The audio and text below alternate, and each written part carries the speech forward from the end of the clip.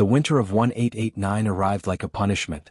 It swept down from the north in long howling walls of white, burying the Standing Rock Reservation under feet of snow and silence.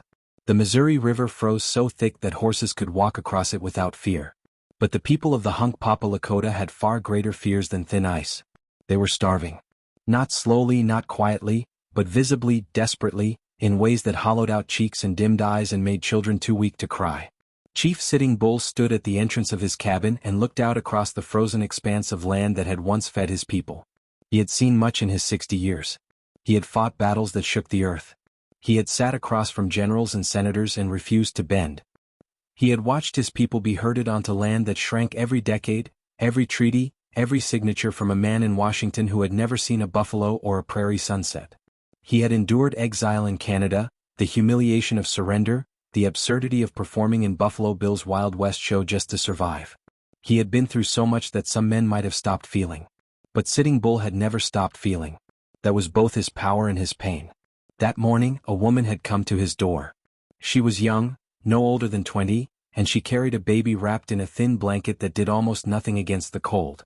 Her name was Watchowee, which meant dancer in the wind. She had once been exactly that, light and full of laughter. Now she stood still as stone, her lips cracked, her eyes dull with something beyond exhaustion. She did not ask for anything. She simply looked at him the way people look when they have run out of words and energy and hope all at once. Sitting Bull invited her inside. He gave her what little he had, dried meat, a piece of hard bread, warm broth his daughter had made that morning.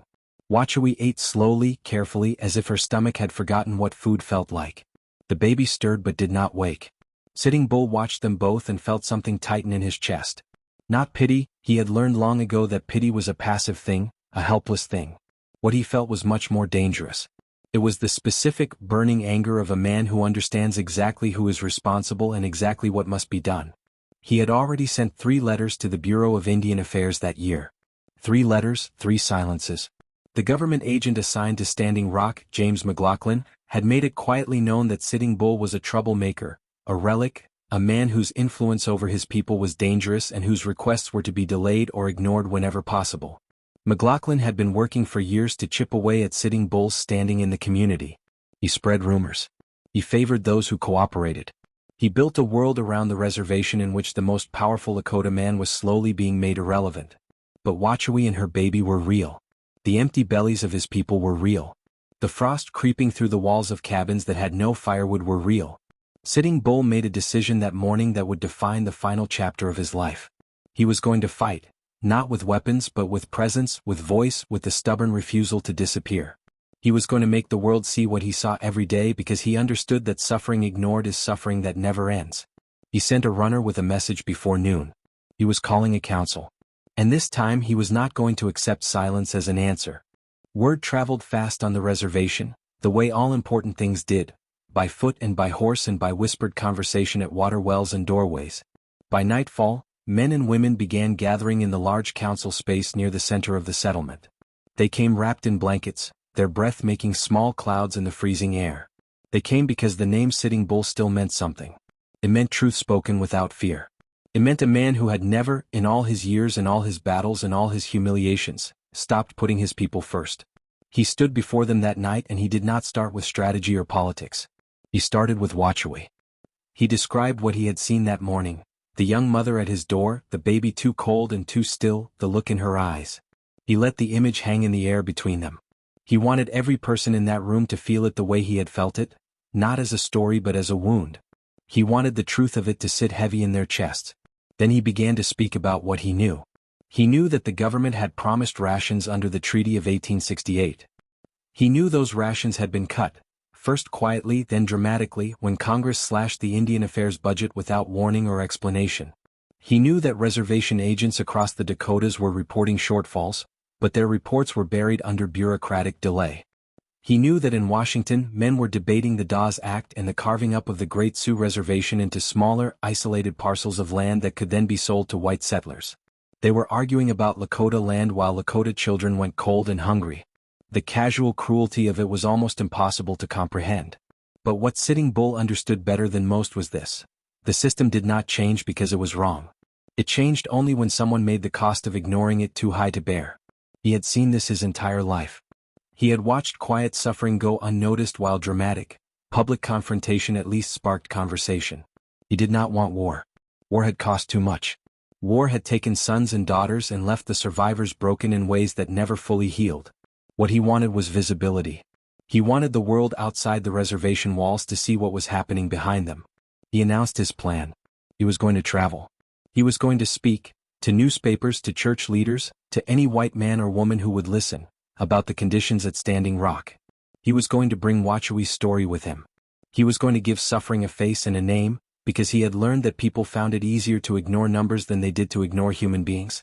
One woman and her child, described clearly and honestly, could move a heart that 1,000 statistics could not reach. The council was not entirely convinced. Several elders worried about retaliation. McLaughlin already watched Sitting Bull with open suspicion. Traveling, speaking publicly, attracting attention. This could give the agent exactly the excuse he needed to move against him. One elder, a man named Red Feather, stood and said plainly what others were thinking, that Sitting Bull was already walking a narrow path, and any wrong step could destroy not just him but the fragile stability the community had managed to build. Sitting Bull listened. He always listened even when he disagreed. Then he said something that would be repeated for years afterward. He said that a man who stays quiet so that he can stay safe has already lost the most important battle of his life. He said that safety built on silence was not safety at all, it was just a slower kind of surrender. He looked around the room at the faces he had known for decades, the people he had led and fought beside and mourned with, and he said that he would rather die making noise than live making peace with injustice. The room was very quiet after that. Then one by one people nodded. Wachui did not know she had become the center of a chief's mission. She was too busy surviving to notice. Her husband, a man named Chayton, had died the previous spring of tuberculosis, a disease that moved through the reservation like a slow fire, taking the weakest and the most exhausted with quiet efficiency. She had been left with an infant son, a leaking roof, and a strip of land that had never been particularly fertile and was now, in the grip of drought and winter, completely useless. She survived on whatever the community could spare, which was less and less every week. When Sitting Bull came to her cabin 3 days after the council, she was surprised. Chiefs did not often make personal visits. She offered him the only seat she had, a wooden crate near the small stove that barely kept the room above freezing. He sat and he talked with her for a long time. He asked her not for dramatic stories but for ordinary truths. What had the baby eaten that week? What did a normal day look like for her? What had she asked of the agency office and what had they said in return? She answered carefully at first, then more freely as she realized he was genuinely listening, not nodding politely but actually absorbing every word. She told him about the day she had gone to the agency office to request additional rations after Chayton's death. She had stood in a long line in the cold with other women in similar situations. When she finally reached the counter, the clerk, a young white man who barely looked at her, told her that her allotment had already been assigned under her husband's name and that changing it required paperwork, which would take several weeks to process. He spoke to her in slow, loud English, as if volume might compensate for her difficulty with the language. She had stood there holding her son, who was crying, and she had not known what to say. She had walked home. The paperwork was never filed. Sitting Bull wrote every detail down. He was not a man who had been educated in white schools, but he had learned over the years how the written word carried power in a world where white men controlled the recording of history. He had a young man named Thomas Frosted, who had attended the missionary school and could write fluent English, working with him. Together they began composing what would become an extraordinary document, a detailed, personal account of life on the Standing Rock Reservation in the winter of 1889, told through Wachui's story and supported by specific facts, dates, and names. They described the ration shortfalls with precision. They described the bureaucratic maze that made accessing even promised resources nearly impossible. They described the health conditions, the tuberculosis, the dysentery, the malnutrition that stunted children's growth and left adults too weak to farm even when spring came. They described the agency system with its layers of indifference and occasional outright corruption. And they framed all of it around one woman, her name, her age, her dead husband, her hungry child. They made the reader see Wachui as a person before they presented her as a problem to be solved. Sitting Bull understood something that modern advocates would later call humanizing the issue. He knew that the newspapers that served white audiences in cities like Chicago and New York ran stories about the West constantly, stories of danger and wildness and conquest. But they rarely ran stories about what happened after conquest. They rarely showed the interior of a freezing cabin or the face of a woman standing in a government line being turned away. He was going to change that, or he was going to spend his remaining strength trying. When he showed Wachowicz what Thomas had written, she read it slowly, sounding out words she knew and asking about the ones she did not. When she finished, she looked up at Sitting Bull and asked if this would actually help. He told her the truth: he did not know. He told her that he had been fighting his whole life without any guarantees, and that the only thing he was certain of was that doing nothing guaranteed nothing. She thought about that for a moment. Then she said she was willing for her story to be told. It was the bravest thing she said in a life full of brave things. James McLaughlin was not a stupid man. That was what made him dangerous. He was careful, patient, and deeply committed to his own vision of what the Lakota people should become, which was, in essence, quiet, cooperative, and invisible to anyone outside the reservation system. He had spent years cultivating relationships with those in the community who were willing to work within his framework, and years undermining those who were not. Sitting Bull had been his primary target for a long time, and the chief's new campaign of public storytelling made McLaughlin angrier than he had been in years. He wrote to his superiors in Washington almost immediately. His letters described Sitting Bull as a dangerous agitator, a man spreading discontent among a population that had, in his assessment, been making good progress toward assimilation. He used careful language, bureaucratic language, the kind of language designed to make action seem reasonable and even necessary. He did not say he wanted Sitting Bull arrested. He said he was concerned about the threat to public order. He said that certain disruptive elements were interfering with the progress of the government's programs. He said that immediate action might be required to preserve stability. Meanwhile, Sitting Bull had made contact with a journalist named William Fitch Kelly, who worked for the Nebraska State Journal and had reported on reservation conditions before with more honesty than most of his colleagues. Kelly came to Standing Rock in early December, traveling through brutal cold that made the journey genuinely miserable. He arrived skeptical, not of Sitting Bull's sincerity, but of whether any story from the reservation would actually reach a readership that cared. He had filed reservation stories before that had been buried on back pages.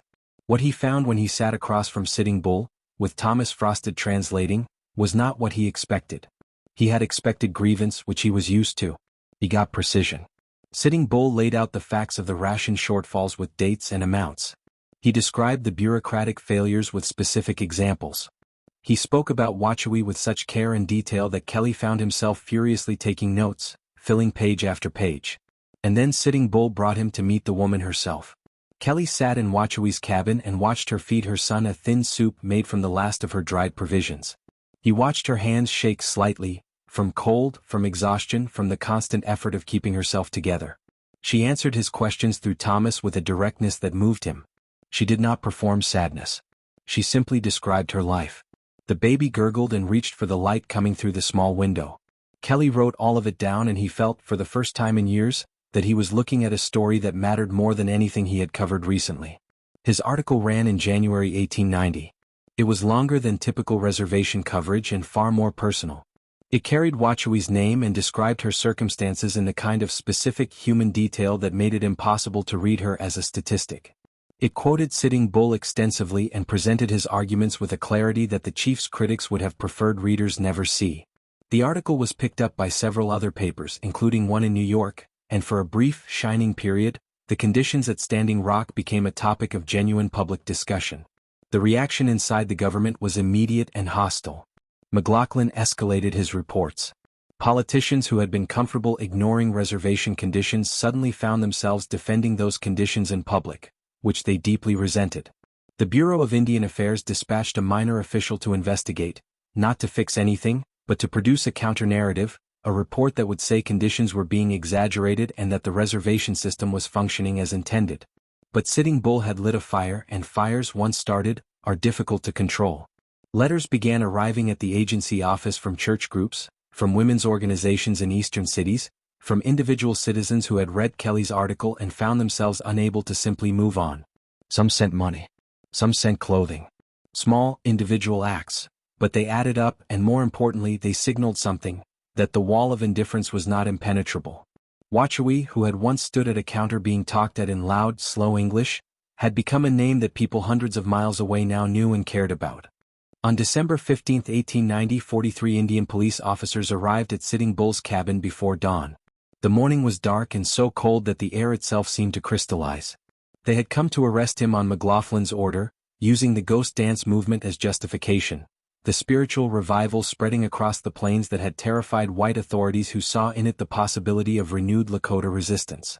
Sitting Bull had not led the ghost dance, but his presence and his continued refusal to simply disappear made him a symbol that the government wanted eliminated. What happened next lasted only minutes and left wounds that lasted generations. Sitting Bull was pulled from his home. A struggle broke out. Shots were fired. When it was over, Sitting Bull lay dead in the snow outside the cabin he had lived in, the cabin where he had given Wachowee warm broth and made the decision to fight with words instead of weapons.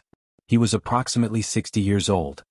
He had spent the final year of his life doing exactly what he had told his council he would do, making noise, refusing silence, insisting that the suffering of his people be seen. News of his death spread across the country. For those who had read Kelly's article, who had learned Wachowee's name and the name of her son, the death of Sitting Bull was not an abstraction. It was the end of a specific story they had been following, the loss of a specific man whose arguments they had either admired or feared but could not ignore. Newspapers that had run Kelly's original piece now ran obituaries. Some of them quoted Sitting Bull's own words. Some of them reminded readers of the conditions he had spent his final months fighting to expose. Wachowee was not arrested. She was not targeted.